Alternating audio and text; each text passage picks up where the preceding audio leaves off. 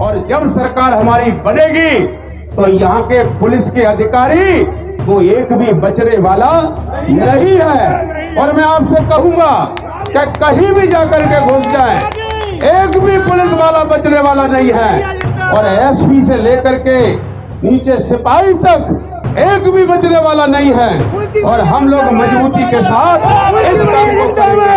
और मैं आपसे कह रहे थे कि पुलिस को कोई फोन कर देता है, सोई दूसरे के गांव में पहुंच जाते, कहीं किसी को भी पीटने पहुंच जाते हैं। पुलिस वालों, आपकी भी तो जिंदगी है, आपके भी तो बाल बच्चे हैं। आप भी अपने घर में जाते हो तो अपने प्रेम से बच्चों के साथ बैठते हो, अपने बच्चे को गोदी में बैठाते हो और दूसरे बच्चों का कत्ल करते हो। ये पुलिस का नेचर और पुलिस का कैरेक्टर नहीं है। मैं आपसे एक लड़के को थाने में पीट करके मार दिया और अपने आप को वीर और बहादुर कहते हो। तुम वीर और बहादुर नहीं हो, तुम कायर की औलाद हो। कायर की औलाद हो तुम। वीर और बहादुर वो होते हैं जो सत्य का साथ देते हैं, जो असत्य के साथ करके जेल में डाल दो। कि मुसलमान और चमार इसलिए बोल रहा हूं, 1156 वैरायटी है चमारों की इंडिया में। मालूम है कितने हैं? 1156 वैरायटी है। जो सब इकट्ठे हो जाए नहीं तो शिवराज सिंह किस खेत की मूली है? मोदी के ऊपर भी अगर ढंग से फूंक दिया नहीं तो मोदी कश्मीर के बाहर जाकर के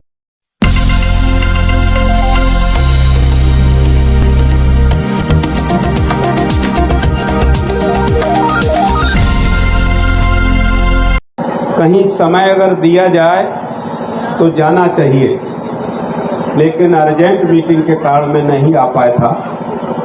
उस समय को मैं ऐसा मानता हूं कि जो बात मुझे आज कहनी है वो उसी वक्त मुझे कहना चाहिए थी।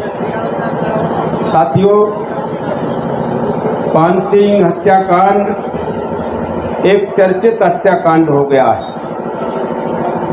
इसकी पूरे क्षेत्र में, पूरे जिले में, कई जिलों में, राज्य तक में इसकी चर्चा है। और जिस तरह से उस नौजवान को पुलिस ने पीटा, थाने में इतना नहीं पीटना चाहिए। हालांकि मैं ये नहीं कहूँगा कि सारी की सारी पुलिस खराब है। पुलिस में भले लोग होते हैं, लेकिन इस तरह के कांड अगर सामने आएंगे तो पुलिस के ऊपर भी सवालिया निशान लगेगा कि शायद पुलिस में भी उतने भले लोग नहीं हैं। और मैं आपसे कहूँगा कि जो अन्याय पान सिंह परिवार के साथ हुआ है, उनके परिवार के लोग यहाँ मौजूद हैं, मैं उनको विश्वास दिलाना चाहता हूँ। वैसे तो मैं अधिकारियों को, अपने सभी कर्मचारियों को जो इसमें शासन प्रशासन में बैठे हैं, उनको ही कहना चाहूँगा कि कोई बात नहीं, समय भले ही ज़्यादा हो गया है, अभी भी 302 का प्रकरण बना करके मामले को कोर्ट में भेज दीजिए। सत्य का मामला कोर्ट में होगा। सत्य का काम पुलिस का करने का नहीं है। पुलिस को तो सिर्फ इतना भर करना है कि वो 302 लगा करके कोर्ट में भेजे। इसके अलावा पुलिस का दूसरा काम नहीं है। फैसला जो भी सत्य होगा वो कोर्ट में फैसला हो जाएगा। इतना भर काम कर दीजिए। ये कोई ज्यादा बड़ा काम नहीं है। पुलिस का फर्ज बनता है, जो पुलिस डिपार्टमेंट है उनके दरवाजे पर लिखा रहता है सत्यमेव जयते। हम सत्य को ही जीवन मानते हैं। सत्य ही है देशभक्ति, जनसेवा, ये राष्ट्रभक्ति के नारे हैं। और उसी बिल्डिंग में ये लिखा हो कि सत्यमेव जयते, और उसी बिल्डिंग में एक कमजोर वर्ग का, अनुसूचित जाति का व्यक्ति पिटाई इतनी की जाती है कि घर जाके वो दम तोड़ देता है। तो सत्यमेव जयते को धूमिल कर दिया पुलिस ने। अन्यथा सत्यमेव जयते इतना छोटा शब्द नहीं है। ये राष्ट्रभक्ति का शब्द है, इसमें राष्ट्रभक्ति छुपी है। लेकिन मैं ऐसा मानता हूं कि पुलिस 302 का प्रकरण दर्ज करना भी चाहती है, उनके मन में हो भी सकता है, क्योंकि पुलिस के जो लोग हैं उनके भी तो बाल बच्चे हैं। दूसरे के बाल बच्चे का कत्ल करवा करके क्या अब तुम्हारे बाल बच्चे सुखी रहेंगे क्या? मैंने खूब देखा है, मेरा बहुत बड़ा संघर्ष रहा है।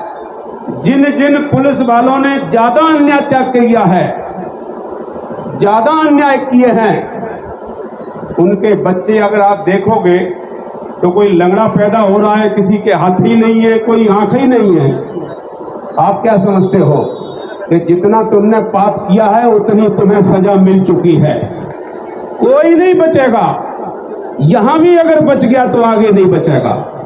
लेकिन मैं फिर भी कहूंगा कि बीजेपी के जो नेता हैं, तत्कालीन मंत्री, तत्कालीन विधायक, मुख्यमंत्री हो सकता है, क्योंकि बीजेपी की सरकार में ये जो जाटव लड़का पिटा है, मैं जाति की बात नहीं कर रहा, इसको जाति के नजरिए से मत देखना, जो जाटव पीटा गया है और बीजेपी को पता चल जाए कि ये जाटव पिट रहा है या अनुसूचित जाति का पिट रहा है थाने में, तो फिर उनकी ताकत दुगनी हो जाती है।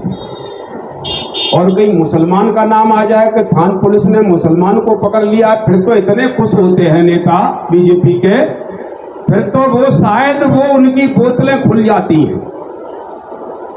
और इनका तैयारी है, इसको समझ लेना चाहिए आपको भी कि आने वाले समय में अगर भारतीय जनता पार्टी की अगर सरकार बन गई कहीं धोखे से,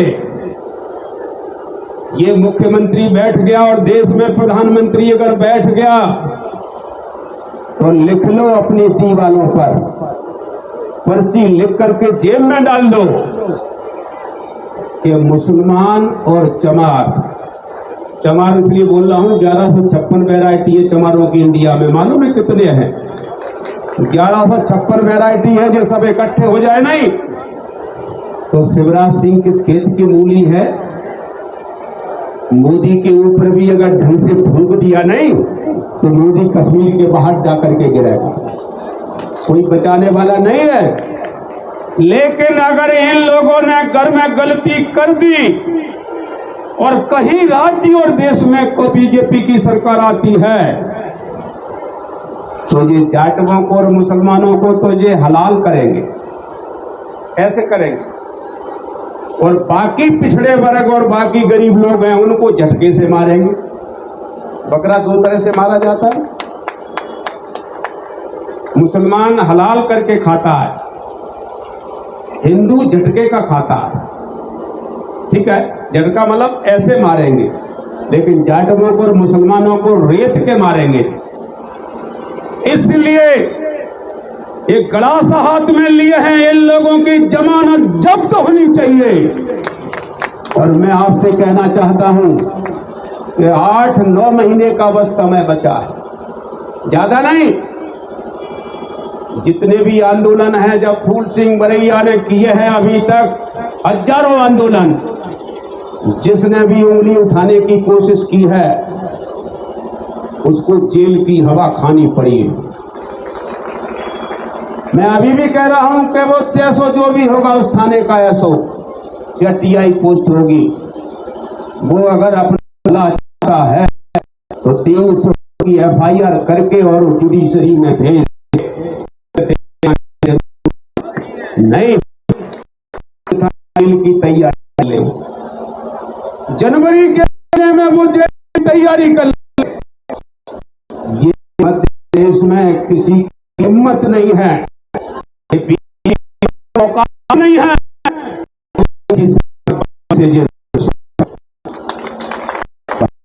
से हम करके आने की पूरी तैयारी है। गांव-गांव घूम रहा हूं मैं, बिल्कुल जड़ से पकड़ के आया हूं, जड़ की खबर बता रहा हूं आपको कि ऐसी सीटें जीतेंगे जो आपने कल्पना भी नहीं की थी। इस तरह के हम लोग आगे आने वाले हैं। और भूप सिंह बरैया किसी से हाथ जोड़ने जाएगा। अगर आप अच्छा काम करके दिखा दोगे तो हम तुम्हारी तारीफ करेंगे, हो सकता है तुम्हें पुरस्कार दे दें, और अगर तुमने गलत काम किया तो तुम्हें कानून से कोई बचाने वाला नहीं है। क्या फोन कर रहे हैं? एक लड़के को थाने में पीट करके मार दिया और अपने आप को वीर और बहादुर कहते हो। तुम वीर और बहादुर नहीं हो, तुम कायर की औलाद हो, कायर की औलाद हो तुम। वीर और बहादुर वो होते हैं जो सत्य का साथ देते हैं, जो असत्य के साथ चलते हैं। असत्य का साथ जो देते हैं वो वीर और बहादुर नहीं होते। और मैं आपसे यही कहने आया हूं कि इसकी पूरी तैयारी कर लीजिए। मैं नहीं कहूंगा, अभी हमारे मिश्रा जी ने वो पढ़ करके सुनाया है ज्ञापन, उसमें क्या क्या मांग की है। मांगने से कुछ कभी नहीं मिला है, इतना ध्यान दो। हाथ जोड़ने से कभी कुछ नहीं मिला है। जब मिला है तो गिलेमान पकड़ करके छीनने की हिम्मत है तभी मिलेगा। आप अपने आदमियों को जिताइए, रिश्तेदारों से कहिए कि गला रेतने से बचाना है तो भाजपा की जमानत जब्त कराइए, कहिए जा करके। और जगह जगह रिश्तेदारी में जाए, न्योता खाने जाए, कहीं भी जाए, पूरी का टुकड़ा बाद में तोड़ना, सबसे पहले कहना सरकार बनाओ, इनको निपटाओ। अगर ये हमने संकल्प ले लिया तब तो जिंदा रह पाएंगे, अन्यथा जिंदा भी रहना बहुत मुश्किल है। इसलिए मैं आपके सामने ये कहने के लिए आया हूं, कहीं का भी मामला हो, कोई भी मामला हो। स्वाति हमारे कह रहे थे कि पुलिस को कोई फोन कर देता है, सोई दूसरे के गांव में पहुंच जाते, कहीं किसी को भी पीटने पहुंच जाते हैं। पुलिस वालों, आपकी भी तो जिंदगी है, आपके भी तो बाल बच्चे हैं।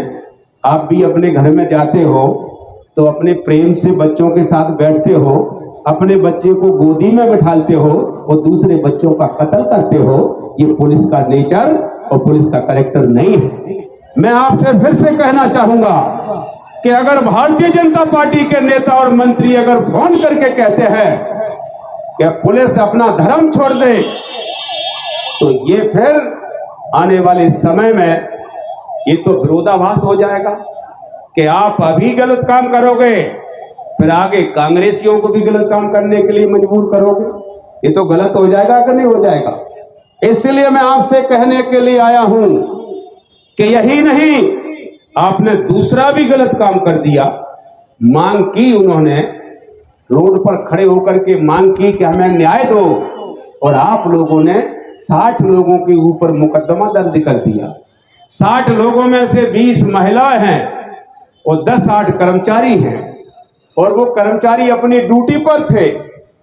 और महिलाएं जरूरी नहीं है कि इस आंदोलन में हो, आपने उनके भी नाम से FIR काट दी। क्या आप जानते नहीं हैं, सुप्रीम कोर्ट का रास्ता हम भी जानते हैं कि जो FIR लिखी गई है SP से लेकर के सिपाही तक, अगर ये गलत निकल गई तो सबके सब बर्खास्त हो जाएंगे, कोई भी नौकरी पर रहने वाला नहीं। और मैं यही नहीं कह रहा हूं, ये कानून की बात कह रहा हूं, लेकिन भारतीय जनता पार्टी कानून नहीं मानती। क्यों नहीं मानती है मालूम है? क्योंकि इस देश का संविधान बाबा साहेब अम्बेडकर ने लिखा है, और बाबा साहेब अम्बेडकर ने देश का संविधान लिखा है। और दिल्ली में बैठे हुए प्रधानमंत्री मोदी जी और उनके मंत्री और उनके नेता क्या कहते हैं मालूम? कि हम संविधान को बदलेंगे, हम संविधान को खत्म करेंगे। और उनके कार्यकर्ताओं ने जंतर मंतर पर संविधान की कॉपियां जला भी दी। आपको मालूम है, उनके कार्यकर्ताओं ने संविधान की कॉपी जला दी, संविधान की कॉपियां जला दी दिल्ली में जंतर मंतर पर। भारतीय जनता पार्टी ने कोई कार्रवाई नहीं की। और यहां पर किसी कोई मोबाइल में कुछ बोल देता है तो थानेदार तत्काल FIR करता है, तत्काल काटता है कि नहीं FIR। और मैं संविधान की प्रतियां जलाई जिन लोगों ने, वो आज शान से घूम रहे हैं। तो मैं आपसे इसलिए ये बात कहने के लिए, और मैं जरूरी समझता हूं कि संविधान जिस दिन खत्म हो गया, जिस दिन संविधान खत्म हो गया, 140 करोड़ लोगों में से मुश्किल में 1-2 लाख लोग बचेंगे, बाकी सब के सब मारे जाएंगे, कोई बचने वाला नहीं है। क्या 140 करोड़ लोगों की जिंदगी बचाने के लिए हमें नहीं आगे आना चाहिए? क्या आगे आ जाना चाहिए था कि नहीं? तो आप डर डर के हाथ मत उठाओ, ने मजबूती से उठाओ, मुट्ठी लगा करके आना चाहिए। और अगर हम लोग आगे नहीं आए, अगली बार अगर इनकी सरकार बनती है तो कोई भी बचने वाला नहीं है। वही बचेंगे, उनके साथ जो घूम रहे हैं बस वही बचेंगे, और कोई बचने वाला नहीं है। इसलिए हमें भाजपा हरा करके संविधान भी बचाना है, और संविधान बचाना है 140 करोड़ लोगों का जीवन भी बचाना है। और 140 करोड़ लोगों का जीवन बचाएंगे हम, तो हम ये आपको बताना चाहते हैं कि 140 करोड़ लोगों का जीवन बचा लिया, इससे बड़ा पुण्य धरती पर दूसरा नहीं हो सकता। ठीक है कि नहीं? और ये काम हम लोग करेंगे, संविधान बचाएंगे, और संविधान से उंगली उठाने वालों को हम खदेड़ेंगे यहां से। उसे हम यहां लड़ने नहीं देंगे, हम खदेड़ेंगे। हराना अलग बात होती है, खदेड़ना अलग बात होती है। हराना तो ऐसा है कि 1000 वोट से भी हार जाता है, 2000 से भी हार जाता है, 10,000 से भी हारेगा, 20 से भी हारेगा। लेकिन खदेड़ना क्या होता है कि जमानत भी ऐसी जब्त हो कि उसे 1000-2000 ही वोट मिले, तो ये होता है खदेड़ना। और इस बार खदेड़ और जगह जगह पर जाकर के इनको ये सरकार चलाने लायक नहीं। और मैं आपसे कहूंगा, कुछ लोग ऐसा एक दुष्प्रचार भी कर रहे हैं। मैंने आपसे कहा मैं कांग्रेस में खड़ा हूं, कांग्रेस के मंच से बोल रहा हूं, लेकिन मेरा 40 साल का संघर्ष पूज्य कांशीराम जी के नेतृत्व में रहा। मैं बाबा साहेब अंबेडकर का अनुयायी हूं, ठीक है। और मैं क्यों कांग्रेस के मंच से खड़ा हूं? मैं कांग्रेस के मंच से इसलिए खड़ा हूं कि अगर मैं अपनी पार्टी चलाता तो मेरी पार्टी में 10-5 हजार वोट पड़ते कि नहीं पड़ते? और 10-5 हजार जब वोट मुझे पड़ते तो वो वोट कांग्रेस के ही घटते कि नहीं? और कांग्रेस के घटते और भाजपा जीत जाती, जीतती कि नहीं? मुझे जितने वोट पड़ेंगे उतनी वोट से भाजपा जीत जाएगी। तो मैं तो फिर संविधान खत्म करने वालों में गिना जाऊंगा कि नहीं गिना जाऊंगा? संविधान खत्म करने वालों में गिना जाऊंगा कि नहीं? इसलिए मैंने कहा कि मैं अपनी पार्टी बंद करता हूं, और अपने भाई बहनों से भी कहता हूं कि जी बाकी पार्टियां भी बंद करें। जो वोट आप उन पार्टियों को डालेंगे, मैं ये नहीं कह रहा हूं कि आपकी पार्टी अच्छी हो सकती है, लेकिन जो वोट आपका अलग से डलेगा, 5-10 हजार वोट, 20 हजार जो भी है, उतने वोट से भाजपा जीतेगी कि नहीं जीतेगी? नहीं, आप बताइए, जीतेगी कि नहीं जीतेगी? जीतेगी। तो इसलिए भाजपा को जिताने का मतलब यह भी है कि मैं अलग से लड़ जाऊं, और भी पार्टी अलग से लड़ जाए, आप पार्टी भी लड़ जाए, बसपा भी लड़ जाए, और भी लड़ जाए, अन्य पार्टी आ रही है वो भी लड़ जाए। ये सारा वोट सेकुलर है, ये देश को चलाने वाला वोट है। अगर यही वोट बट जाएगा तो फिर भाजपा जीतेगी कि नहीं जीतेगी? और भाजपा जीतेगी तो संविधान बचेगा कि चला जाएगा? बताइए, संविधान बचेगा, संविधान बचेगा कि चला जाएगा? नहीं, जोर से बोलिए नहीं आप। चला जाएगा। और संविधान चला जाएगा तो 140 करोड़ लोगों का गर्दन चली जाएगी कि बचेगी? चली जाएगी कि नहीं? इसलिए फूल सिंह बरैया ने अपनी पार्टी बंद करके, और मैंने कहा कि संविधान अगर बचाना है तो किसको हराना है? संविधान बचाना है तो भाजपा को हराना है कि नहीं? संविधान बचाना है तो भाजपा को हराना है, और भाजपा को हराना है तो यहां पर कौन भाजपा को हरा सकता है? नहीं, आप भी बताइए, आप बताइए। नहीं, आप एक आध व्यक्ति जोर से भी बताइए। आप जोर से क्यों नहीं बोल रहे? भाजपा को हराना है तो हम किसको वोट डालें? कांग्रेस को डालें, तभी हारेगी कि नहीं? और भाजपा को हराना है तो कांग्रेस को वोट हमें डालना पड़ेगा, और कांग्रेस का वोट अगर हम डाल देंगे तो भाजपा चारों कोने चित्त हो जाएगी। इसलिए मैं आपसे कहूंगा, मैं इसलिए कहना चाहूंगा, और भाजपा को हराने के लिए हम लोग मजबूती के साथ यहाँ खड़े हैं। करिए, हाँ करिए। तो इसलिए संविधान को बचाने के लिए, संविधान को बचाने के लिए हम लोगों ने ये काम किया है, और ये काम हम लोग करेंगे, और नहीं तो कोई बचने वाला नहीं है, या कोई भी बचने वाला नहीं है।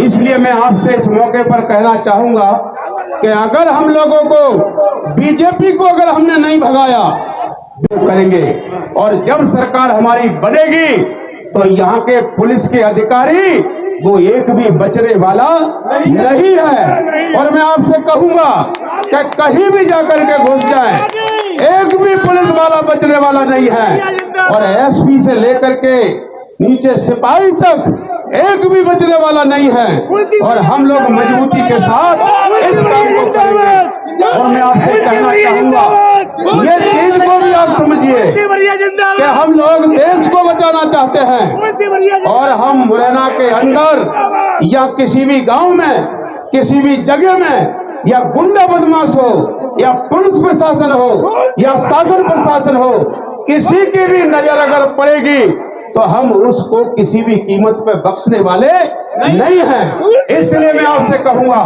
कि आने वाले समय में निश्चित रूप से तैयारी करिए, और संविधान को बचाइए, और संविधान को बचा करके अपने बाल बच्चों को बचाइए। और आने वाले समय में फूल सिंह बरैया इसकी गारंटी ले रहा है। मैं सभी नेताओं से चर्चा कर चुका हूं कि अगर पूरे मध्य प्रदेश में हमें मालूम है, हमें जो कुछ करना है करेंगे, लेकिन मध्य प्रदेश में अगर किसी की तरफ उंगली उठा करके भी देखा किसी भी शासन प्रशासन या बीजेपी के नेता ने, या किसी गुंडे बदमाश ने, तो उसका आने वाले समय में कोई ठिकाना नहीं रहेगा। और यही नहीं, आने वाले समय में इस काम को करेंगे, और इस क्षेत्र में नहीं बचेगा। और मैं कहना चाहता हूं कि वो अपना तबादला यहां से करवा ले जाए, अगर वो मध्य प्रदेश से बाहर भी चला जाए, और मध्य प्रदेश से बाहर जाएगा भी, तो अभी वो बचने वाला नहीं है। हम लोग वहां से भी खींच करके लाएंगे, और इसी जगह पर किसी पेड़ से लटका करके हम उसको जरूर निश्चित रूप से पान सिंह को हम न्याय देंगे। और यही नहीं, पान सिंह और पान सिंह का पूरा परिवार, पूरा भाई बहने, पूरे क्षेत्र में किसान मजदूर, कोई भी दलित पिछड़ा अल्पसंख्यक, कोई भी गरीब, तो किसी की तरफ भी अगर उंगली उठाने की कोशिश की, वो अपना दिन गिनने की शुरुआत कर ले, और उसके दिन ज्यादा नहीं है। ये पूरी तैयारी है। और मैं आपसे कहूंगा, यही नहीं, आने वाले समय में भी हमारी पूरी तैयारी है। हम मध्य प्रदेश में भाजपा को नहीं आने देंगे, भाजपा को नहीं आने देंगे, और उनमें कोई हिम्मत नहीं है कि अब की बार भाजपा सामने टक्कर में भी नहीं है। खुद आरएसएस में मैं आपसे कहना चाहूंगा, संघर्ष करो, आरएसएस संघर्ष करो। आरएसएस ने कहा, खुद आरएसएस ने सर्वे किया है, मैंने कहा कि अगर भारतीय जनता पार्टी 50 से ज्यादा सीटें अगर जीत जाए तो फूल सिंह बरैया राजभवन के सामने अपना मुंह काला कर ले, मैंने खुद कहा। और आरएसएस का सर्वे आया, और सर्वे में कितनी सीटें बताई उन्होंने? 59।